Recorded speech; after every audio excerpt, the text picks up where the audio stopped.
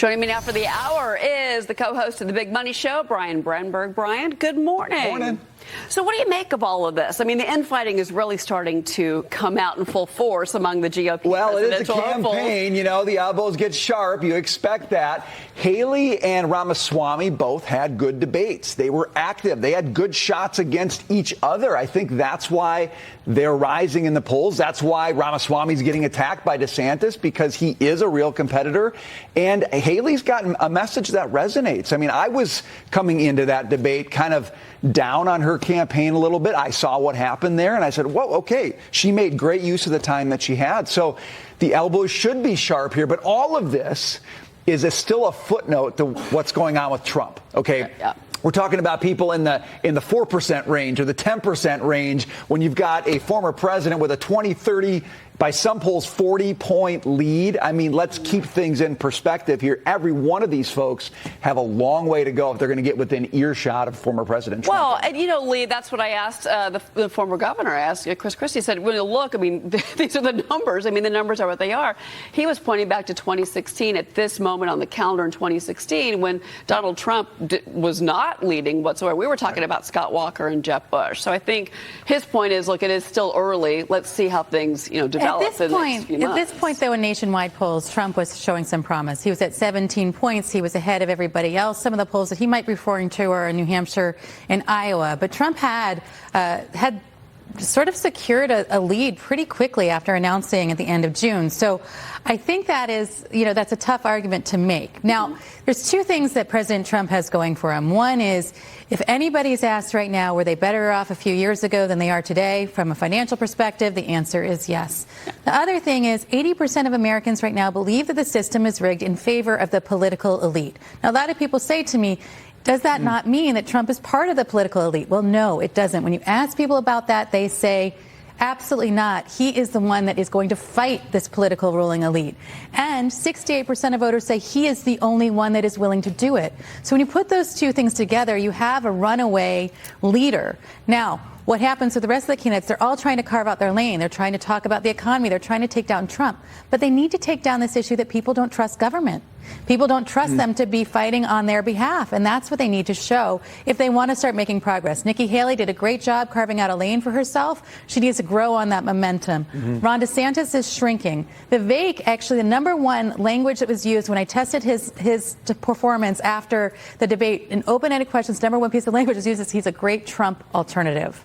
Now, that says something to me. That's not about him. It's about him being a good Trump alternative.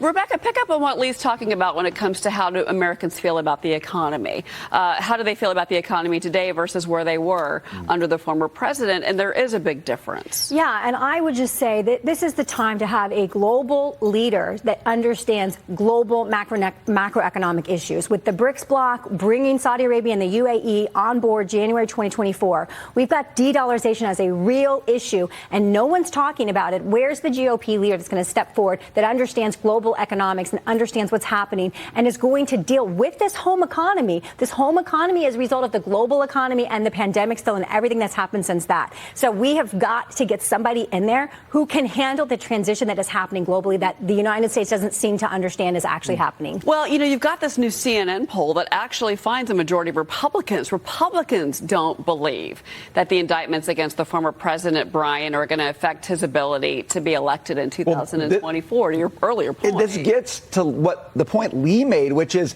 these indictments make Trump look like the fighter of the deep state, the fighter of the swamp, the fighter of the elites. So the more he has this, the more Republicans say, that's the guy we got to put there because he's got the target on his back. He's the one they want. He's the one who has been in that fight.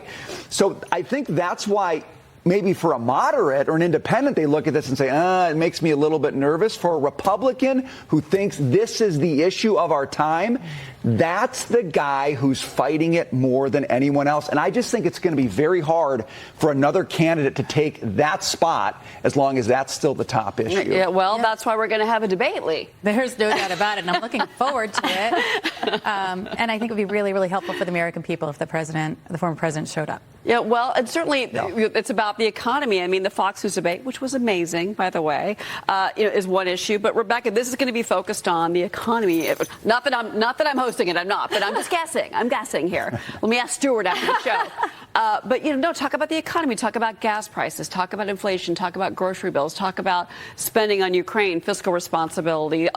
70,000 IRS agents. Things that because I mean, every year, every 2 years, every 4 years, it's about wallet issues. It is. It always comes down to the kitchen table. And that's what I want to hear about during our debate. I'm going to tell you, Cheryl, if it wasn't about the kitchen table this year, it never will be, because this is the year. Like, we have so much going on globally, economically, that is affecting the United States, and we just aren't hearing it in our media. So we've got to get it out there. And I just cannot wait for the economic substance of this debate. I cannot wait to see their policies. Yeah, well, I can't wait either. I told Stuart I'm already planning my dinner menu. That's great. Yeah, I love it. I'm going to join you. What am I going to be eating, Brian? Are you inviting me over? All of us. What are we having? You, your wife, the kids, Lee. You're going to regret that. You're going to regret that. All right, time for the hot topic of the hour. Fox News White House correspondent Peter Doocy grilling the Biden administration about a claim from the new book, The Last Politician, that President Biden fumed with friends that his staff treats him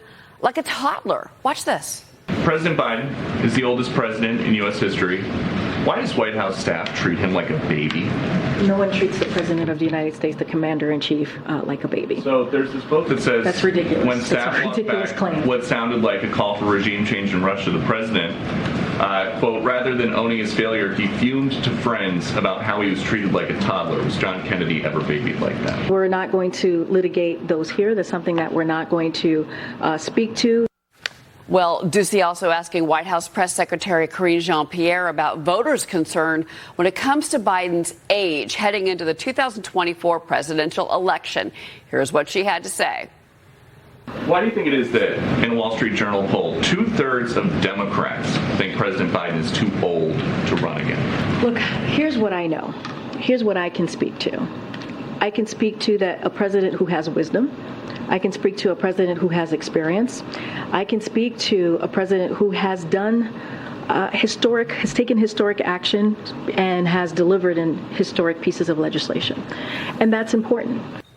Well, Lee Carter, I want to get your reaction on this, because obviously his age, as we learned in that breaking Wall Street Journal poll over the weekend, is a big problem for President Biden when it comes to voter opinion.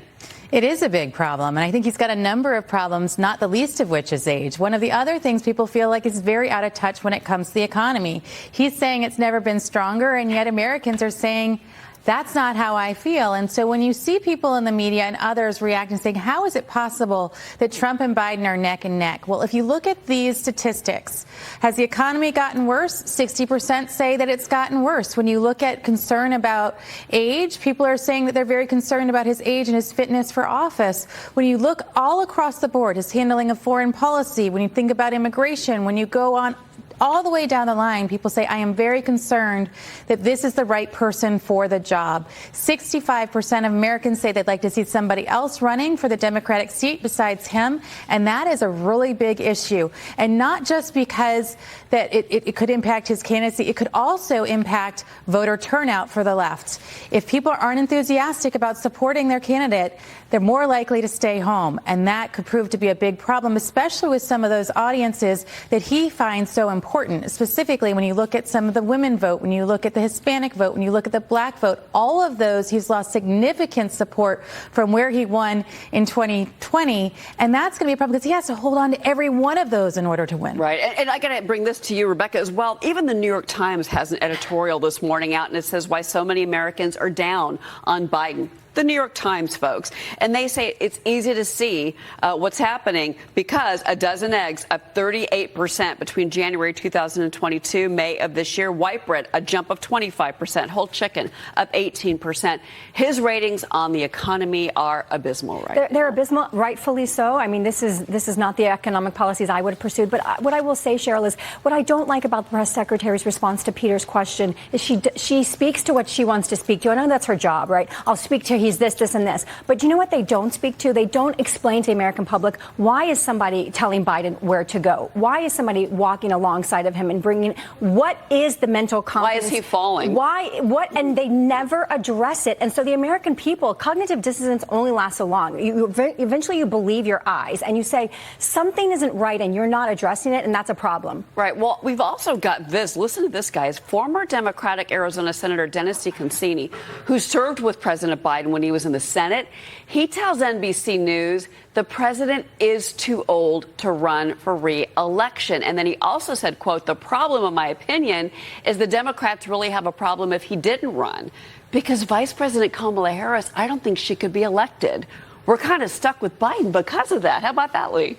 Well, it's sometimes interesting to see somebody's inner monologue become outer monologue, because I think that's what a lot of people are thinking. And I think Nikki Haley is really tapped in that, too, when she starts saying, if you're voting for Biden, you're voting for Kamala Harris. And the only person right now in public office who's less popular than Joe Biden is Kamala Harris. She has the lowest approval rating of any vice president in recorded polling history. And it's just getting worse and worse. Now, she has all of the elements that you would think would be winning. She is a woman. And one of the things that the first minority, first female vice president. So hopefully makes the history books. And one of the issues that's going to drive a lot of folks is women's rights. When you look at Democrat and independent women say either 7 out of 10 independent women, 9 out of 10 Democratic women say one of the primary reasons they're going to go and vote right now is because of abortion and women's rights. And she should be able to have a message and draw people in, and she just doesn't. Yeah, well, and the Republicans are going to have to figure their messaging on that as well, because that's a little bit of a mix right now, depending on the candidate. Well, we